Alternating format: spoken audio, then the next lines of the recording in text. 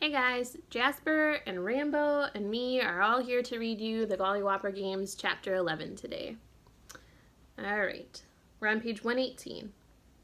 The five filed behind Carol like first graders following their teacher to recess.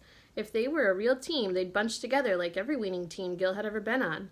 Those teams, though, had practiced for months before their biggest game of the year.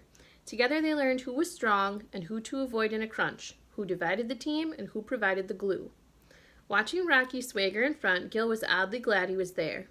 Rocky was the kid you wanted on your team. Any team. Kids still talked about that spelling bee in Rocky's 4th grade class. 5 remained on one team, just Rocky and one girl remained on the other. And Rocky's spelling wasn't that impressive. According to the legend, not only did Rocky question his poor teammate over every letter, but his stare rattled the other team so much every one of them, including Mo, the human dictionary, misspelled the same word, intimidate. Bianca could probably handle Rocky's intensity, but Lavinia and Thorne? Lavinia may have been used to scholarship competitions, but Gil doubted she'd seen anyone like Rocky, especially when the fear of losing turned him into a wild man. And Thor? Big question mark. He seemed so bored, but he must have had his reasons for being here. Why else would he have spent so much money to find an instant winner ticket and to wire himself up? Carol led them down another hallway with darkened offices. Cordoned off cubicles, but walls that practically vibrated with color. Where the murals stopped, framed pictures began. Formal portraits of men and women, but with mustaches drawn on them, and with clown hats and squirting bow ties, rabbit ears, caterpillar eyebrows, cat's eyes. The group turned down yet another hall that opened into a jungle-like area with flowers and small trees and sunshine that filtered through skylights and floor-to-ceiling windows. They stopped beside a massive pair of green doors in an 8-story brick wall. Carol turned to them. Any minute.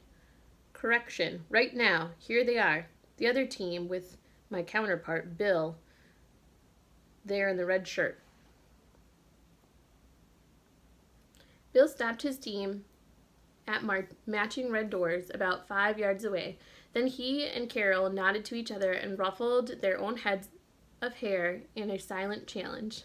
The other team stared at Gil's team, and Gil stared right back until, ghost-like, both sets of doors lumbered open on their own. Gil and his team edged through. Oh my gosh, said Bianca. Am I hallucinating? Lavinia asked. Gil shook his head. Only if I am. Palm trees and monstrous flowers rose for stories. Hot air balloons and skeletons danced from the ceiling. Huge shoes dangled. Giant pandas floated around, and gigantic spears of broccoli sprouted from the ground. Puffs of gold confetti rained in random spots, catching the light and casting a brilliance across the small area. A waterfall rushed and rumbled somewhere to his left, and who knew what was beyond that maze of rainbow-colored walls? Green team, green team. Gil closed his mouth and focused on Carol. The wow factor here is huge.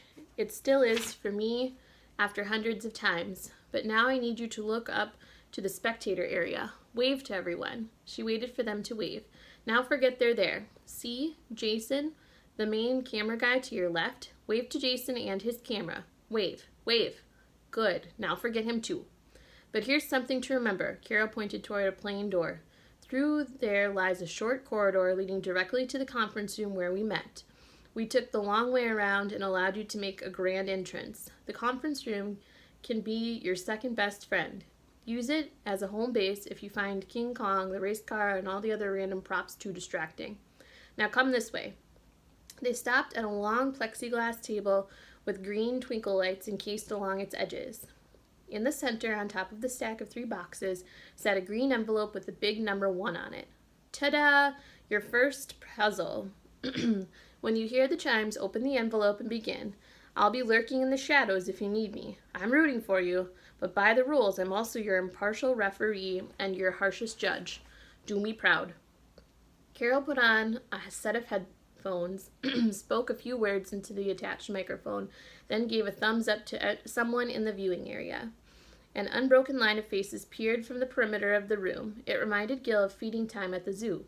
He caught a glimpse of his mom and dad, then further down Old Man GollyWhop, and Mr. Titus touching his nose and his chin. Gil stared at Rocky until Rocky noticed. Rocky looked up at his dad and ran his fingers across his neck. "Satisfied?" he said to Gil. "Blong, blong, blong." Rocky's hand shot out fastest. He grabbed the envelope and ripped it open. Puzzle number 1. Seek a lively evil magician with its terrible cackling head. Choose your answer from these 3 products. Lavinia spaced out the boxes. The Black Magic Game, the Salem Witch Game, and My First Magic Act. "I want to win," said Rocky. "Someone think of something smart to say." Gil and Lavinia were leaning over the table staring at the clue. "That's what we're trying to do," said Gil. "Anyone care to help?" "Or else," Rocky said, lowering his voice, "we can talk real soft, look like we're intelligent, and pretend to solve it." "Why don't we actually solve it?" said Gil. Bianca and Rocky gathered around. Thorn stood a half step away, looking bored. Rocky jabbed Gil in the arm.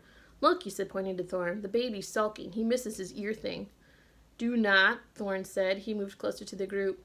Gil tried to ignore the drama and decipher the puzzle. Seek a lively evil magician with its terrible cackling head. He turned over the puzzle looking for directions, clues, something. "Why'd you do that?" said Rocky. "The back's as blank as your mind." "Shut up and let me think," said Bianca. Good advice. Gil scanned the warehouse looking for a grotesque magician with a top hat and magic wand. He saw a tuba, an enormous jar of pickles, but no cackling head. Wait, that wasn't the way to solve it. The answer had to be within the puzzle. He pointed to the paper. "Does anything look strange here?" "Why does anything have to look strange?" said Rocky. "Well, except for your...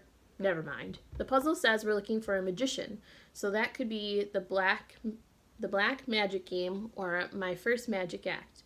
And it's evil, so it means the first one. But witches can have terrible cackling heads, so it could be the Salem Witch Game."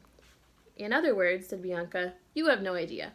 Gil shook his head and looked at the clock. They had less than 2 minutes to figure this out before Rocky would rip open one of those games on his own. Gil felt it. "Excuse me," said Lavinia, "but I may have the start of an idea." Maybe Gil had one teammate with a brain. "The sentence is grammatically incorrect," she said. "Yeah," said Gil, "I noticed there's no period. The sentence also lacks commas." "There's a comma," said Rocky. "See? Seek a lively evil magician, comma, and its terrible cackling head. With its terrible cackling head. But that comma is misplaced. There should be 2. One between lively and evil, and one between terrible and cackling. Strings of adjectives take commas." "Maybe," said Gil, "we're supposed to pause where the comma is." "Perhaps," Lavinia said, "but it's something else, too." "And that would be," said Rocky, "the word it's. A magician is a person, a he or a she. Why would it use its instead of his or her?" "You may have something," said Gil. "Oh," said Bianca, "I might have something else." "Fleas?" asked Rocky. Bianca shot him a poisonous look. "So I might not be the smartest here. I almost flunked math, but I wrote this history paper about Janice Dickinson, the first supermodel. Don't you love history? Anyway, I would have gotten an A, but I capitalized all the letters in the title after my teacher reminded me not to capitalize words like and with. And the 5 stinking points she took away brought my paper down to an 89. And, Bianca, you're a genius," said Gil. "You too, Lavinia. Look, there is a reason for it's. Look at the capital letters, just the capitalized letters." As Gil read them, the others chimed in. SALEMWITCH. Before they reached the CH, Rocky had wrestled open the lid of the Salem Witch Game and pulled a card from a green envelope marked Stunt 1. Stunt 1. See the yellow stripe on the floor? Follow it to the piñatas. More instructions await you there. I'm going to pause here and record part 2.